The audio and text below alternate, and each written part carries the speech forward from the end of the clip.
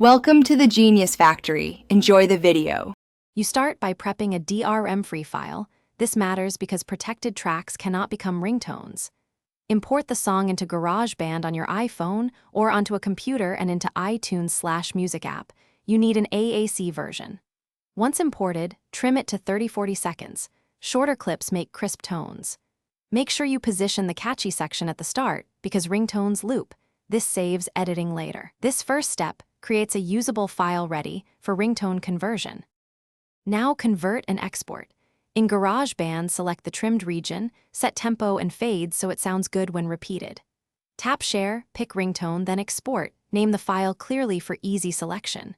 Once exported to ringtones, assign directly or sync via Finder on Mac or iTunes on older Windows setups.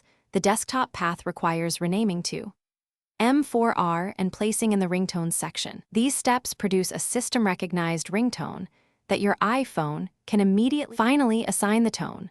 Open Settings, then Sounds and Haptics, tap Ringtone and choose your new sound. Done. You can also open a contact, tap Edit, and set a custom ringtone for specific people. This helps prioritize callers. If the tone does not appear, make sure the file is 30 seconds or less. Re-export from GarageBand or reattach via Finder, then restart the iPhone. If problems persist, delete duplicates and repeat the export. That usually resolves misnamed or non-syncing ringtones.